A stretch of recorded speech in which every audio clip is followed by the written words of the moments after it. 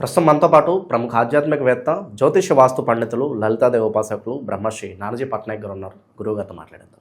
నమస్కారం గురుగారు. శ్రీమాత్రే నమః. గురుగారు, పంచగ్రహ కూటమి అంటూ ఉంటారు. సాధారణంగా 2-3 సంవత్సరాలకు ఒకసారి వస్తూ ఉంటుంది. వచ్చినప్పుడల్లా ప్రతిసారి ఏదో ఒక అనర్థం జరుగుతుంది, లేకపోతే కొన్ని మంచి విషయాలు జరుగుతాయి. ఈసారి మనకి జనవరి, ఫిబ్రవరి మాసాల్లో పంచగ్రహ కూటమి ఉంది.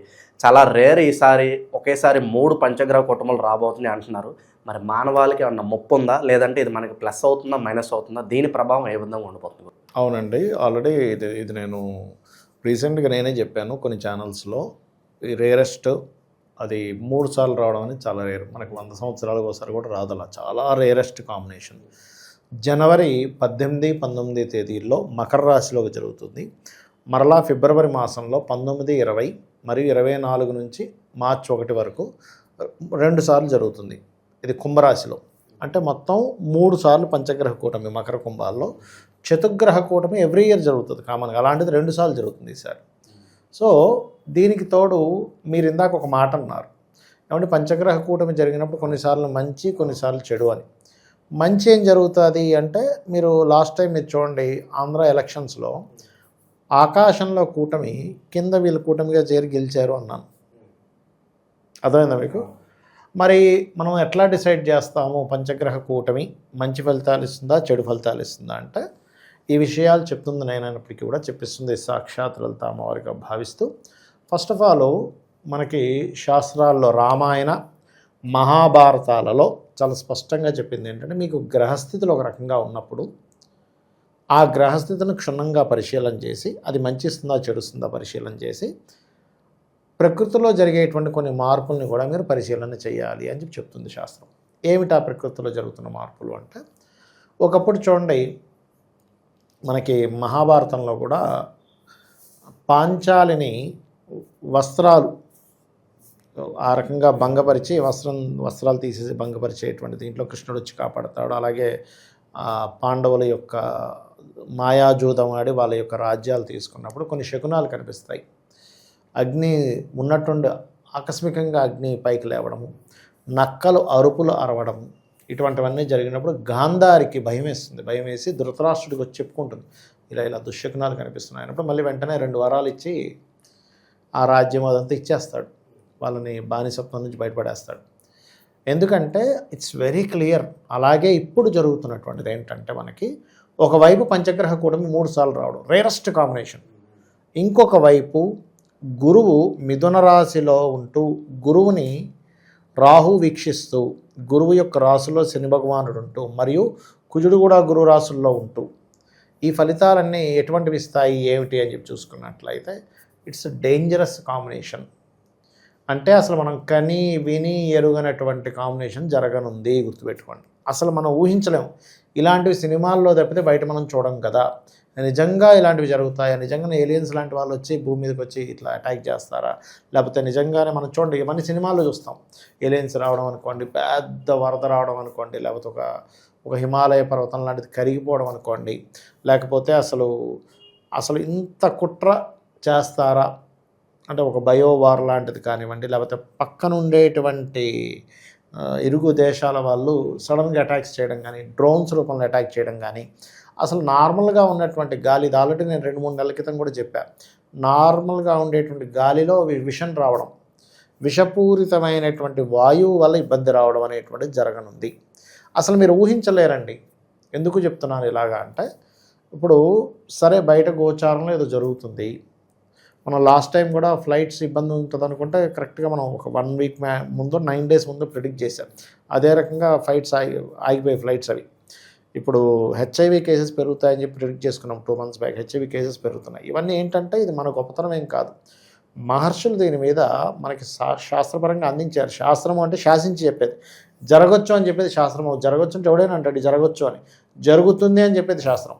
ఓకే, కాబట్టి ఎప్పుడూ చూడనటువంటి వింతలు, ఎప్పుడూ చూడనటువంటి విషయాలు. ఎలాంటి వింతలు అంటే, ఇందులో మంచి వింతలు కూడా ఉంటాయి. అసలు ఇంత బంగారం బయటపడిందా, ఇన్ని నిధులు బయటపడ్డాయి, అలాంటివి కూడా జరుగుతాయి. ఎందుకంటే కుంభరాశిలో ఏర్పడేటువంటి పంచగ్రహ కూటముల, కుంభం అంటే దాగున్నటువంటి నిధులు. అదేవిధంగా ఇంత విస్ఫోటం జరిగిందా, ఇలాంటి అటాక్స్ జరిగాయా, ఇలాంటి ఉగ్రదాడులు జరిగాయా అనేటువంటిది, ఇంత అగ్ని ప్రమాదం జరిగిందా, అంతరిక్షంలో ఇలాంటి వింతలు జరిగాయా, అంతరిక్షం నుంచి ఇలాంటివి వస్తున్నాయా అనేటువంటివి కూడా మనం చూస్తాము. ఎందుకంటే మీరు లాస్ట్ టైం చూడండి, ఒక గ్రద్ద పూరి జగన్నాథ్ ఆలయం మీద ఉన్నటువంటి ఆ జెండాని తన నోట ఖర్చుకొని ఎగురుకుంటూ వెళ్ళిపోతుంటే చాలామంది ఏమన్నారంటే, దాన్ని చూసి అబ్బాబా గరుత్మంతుడు విష్ణువు యొక్క వాహనం వచ్చి తీసుకెళ్తుంది, అద్భుతం మహాద్భుతం అన్నారు. నేను అప్పుడు కూడా అన్నా, అయ్యా అదే మహాద్భుతం స్వామి, అక్కడ రాకూడదు గద్దలు అని. పాపం అది జరిగిన ఒక వారానికో 2-3 రోజులకో పెహల్గాం దాడి జరిగింది. ఇప్పుడు కూడా ఇది కూడా మంచి సంకేతం కాదు నన్ను అడిగితే. ఇది 5 గ్రహాలు మూడు సార్లు పంచగ్రహ కూటమి ఏర్పడడం అనేటువంటిది ఏంటంటే, ఫస్ట్ ఆఫ్ ఆల్ ఇది ఒక గ్రూప్స్గా ఏర్పడి కొంతమంది దేశాలని నాశనం చేయడానికి అనుకోండి, దేశాలు ఒక వాళ్ళ చేతుల్లో పెట్టుకోవడానికి చేసేటువంటి ప్రోగ్రామ్స్ అనుకోండి, రాజకీయ నాయకులు అనుకోండి, ప్రెసిడెంట్లు అనుకోండి, పెద్ద అధినేతలందరూ కలిసి, లేదా కొన్ని ఇప్పుడు చూడండి ముస్లిం దేశాలను ఒకటవడం, లేకపోతే ఇట్లా అంటే ఒక వర్గాలుగా ఏర్పడి ఏదైనా శాసించాలనుకునేటువంటివి చేయడం, పొరుగు దేశాలతో కొంచెం ఏదైనా అటాక్స్ జరుగుతాయని పొరుగు దేశాలతో కొంత జాగ్రత్తగా ఉండడం, నీరు గాలి కలిసినటువంటి ఇవి ఎక్కువగా ఉండడం జరుగుతాయి, గుర్తుపెట్టుకోండి. అలాగే నన్ను అడిగితే ఇప్పుడు ఉండేటువంటి సిచ్యువేషన్స్లో అందరూ కూడా ఒక 2 నెలలు సరుకులు లోపల పెట్టుకోవడం మంచిది. అప్పుడు కరోనా వచ్చినప్పుడు ఎట్లాగో, ఎందుకంటే ఇక్కడ స్ట్రక్ అయిపోవడం కదైనా వాయువు కొంచెం డిఫరెంట్ వాయువు వచ్చే ఛాన్సెస్ కనిపిస్తున్నాయి. డిఫరెంట్ వాయువు వల్ల ఇబ్బంది ఉంది, కాబట్టి చాలా జాగ్రత్తగా ఉండాలి. ఈ క్రిప్టో కరెన్సీ, షేర్ మార్కెట్ లాంటివి సడన్గా దీనికి ఏర్పడడం, కొన్ని అవకతవకలకు ఏర్పడము, అదేవిధంగా కొంత ట్రాన్స్పోర్టింగ్ రిలేటెడ్ సంబంధించిన విషయం, అందులో ముఖ్యంగా కమ్యూనికేషన్ రంగాలకు సంబంధించిన విషయంలో కొంత ఇబ్బంది రావడం, ఇటువంటివి బలంగా చూపిస్తున్నాయి. అందులో ముఖ్యంగా ఫ్లైట్ రిలేటెడ్ మనం గతంలో చెప్పాము, ఇప్పటికీ అయిపోలేదు, ఇంకా ఉంది ఆ ఫ్లైట్ రిలేటెడ్, ఇంకొక 6 నెలల వరకు ఉంది. కాబట్టి ఇవన్నీ కూడా పర్టికులర్గా ఈ వాయు సంబంధించింది మాత్రం నెక్స్ట్ ఇయర్ జూన్ వరకు ఉంది. జూన్ తర్వాత సహజంగా ఉండే రవాణా సంబంధించినవి ఇంకొక 1 ఇయర్ ఉంటుంది. అక్కడి నుంచి అంటే ఒక 1.5 ఇయర్ వరకు చాలా జాగ్రత్తగా ఉండాలి. అందరూ కూడా పరాభావనామ సంవత్సరం అనుకుంటున్నారని కాదు, 2025 నవంబర్ నుంచే మీరు ఒక 1.5 ఇయర్ పాటు వింతలు విడ్డూరాలు, అసలు కొన్ని నిధులు నిక్షేపాలు దొరకడం, బంగారాలు బయటపడడం, పెద్ద ఇవి బయటపడడం, దీంతోపాటు డ్రాస్టిక్గా గొడవలు అనుకోండి, భూకంపాలు అనుకోండి, అదేవిధంగా ఇవి జరగనున్నాయి. అయితే నేను చెప్పేది ఏంటంటే, ఇవన్నీ జరుగుతున్నాయని చెప్పుకున్నా, ఏమిటి దీనివల్ల అంటే మనిషి రక్షింపబడాలి. ఇక్కడ సామాన్య మానవుడికి ఇబ్బంది కలగకుండా ఉండడానికి మనం చెప్పుకుంటున్నాం. ఏం చేయాలండి? ప్రతి ఒక్కరు కూడా ఇంటి నుంచి బయలుదేరే ముందు కొబ్బరికాయ కొట్టి వెళ్ళండి. నా మాట విని వీలైతే రోజు కూడా అమ్మవారికి మీ ఇంట్లో ఎవరినైతే పూజ చేసుకుంటారో కొబ్బరికాయ ఒకటి కొట్టండి. భక్తి శ్రద్ధలతో మీరు కొట్టే ఒక్క కొబ్బరికాయ మీ జీవితాన్ని రక్షిస్తుంది, గుర్తుపెట్టుకోండి. అదేవిధంగా 12 రాసుల వారు కూడా ఒక్కొక్క రాశి వారు ఒక్కొక్క నామస్మరణతో బయటకు వెళ్తే మంచిది. ఇప్పుడు మేషం వారు అనుకోండి, గణపతిని, సూర్యుడిని.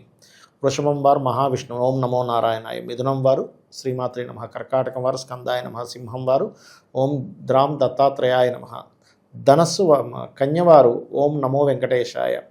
తులవారు ఓం దుం దుర్గాయ నమః. వృశ్చికం వారు దత్తాత్రేయాయ నమః లేదా ఓం దక్షిణామూర్తి నమః. ధనస్సు వారు ఓం లక్ష్మీ నరసింహస్వామి నమః. మకరం వారు శ్రీమాత్రే నమః. కుంభం వారు ఓం నమో నారాయణాయ. మీనం వారు ఓం రాజరాజేశ్వరీదేవి నమః అనుకుంటూ బయటికి వెళ్ళినట్లయితే ఆ అమ్మవారు వీళ్ళని రక్షిస్తుంది, రక్షించాలనే మనస్ఫూర్తిగా కోరుకుందాం.